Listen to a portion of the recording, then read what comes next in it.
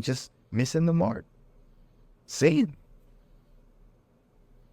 If you believe it about your father, then there's no way you're extending yourself freely to people. Because some of the things that you believe because your mama said that they were true. Some of the things you believe because the church said that they were true. Some of the things you believe because the school said that it was true. Some of the things you believe because you just believe that it's true. It's something that you've supposed, something that you've sat and pondered and thought of with vain imaginations and pictures inside of a reflection of your past experiences, thinking that you were looking at the possibility of a future to come. It's a wheel, it's a maze, it's a simulation, and you have to sit still and rise above it, or you will stay within it so much to the degree that you won't be able to see it. And like, what do you believe?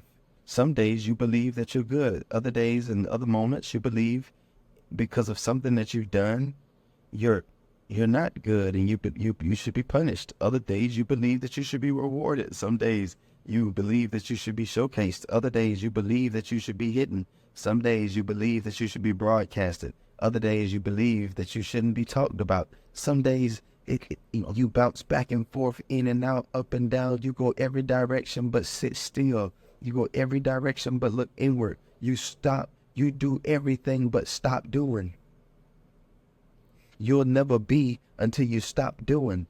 You stop doing, sit down, and you realize who you've always been and how far out of alignment in action you have been. And you get addicted to sitting down because it feels really good for the first time to be seated. It feels really good for the first time to be in the chambers. It feels really good for the first time to have your crown on your head. It feels really good to be on your throne. It feels really good to go from being lowly, to go from being deceived, to go from being in darkness, to go from being confused, to go from being lost, to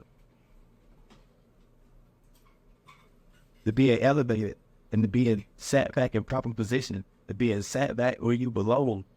You were not designed to be down in the area of chaos. You got an appetite for chaos because it became so familiar that you don't know anything else. But you were designed for the elevated view. You were designed for the mountaintop. You were designed to sit at the right hand of the Son, who was at the right hand of the Father. You were designed to reign. You were designed to sit above. You were designed to call your attention or your consciousness to a higher state. But you ain't gonna do that watching the news. You ain't gonna do that gossiping with your friends. You ain't gonna do that pretending. You ain't gonna do that. You're not gonna do that.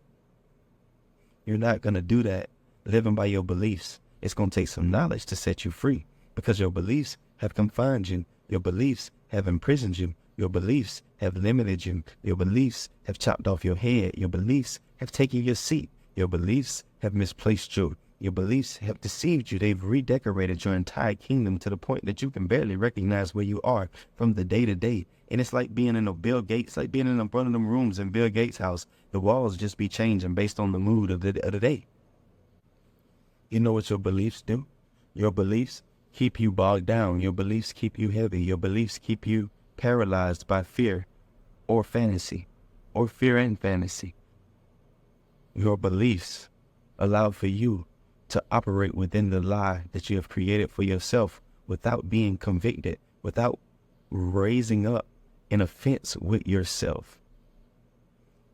You don't know that the beliefs that you have created, the beliefs that you have designed, tailor-made for your experience, are the very thing that keep you from elevating the way you say you want to, the very thing that keeps you from progressing the way you say you crave and long for more than anything else. It's your beliefs that you hold based on fear and fantasy. So what do? Do I go in and I find my beliefs one by one?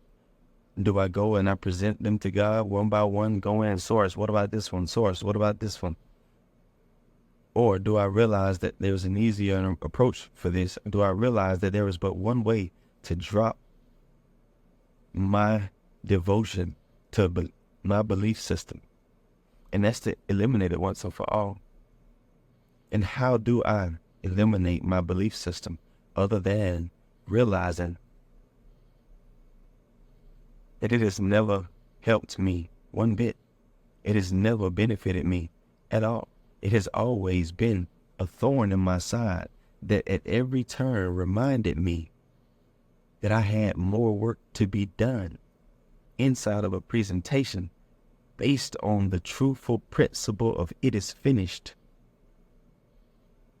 The law that you wrote for yourself did not release you. It actually confined you to an inevitable sentence within yourself until you return back to grace, return back to original form, and remember that it is not your merit and not your actions. It won't be you doing. It'll be you becoming again what you always have been that sets you free and takes you to the promised land.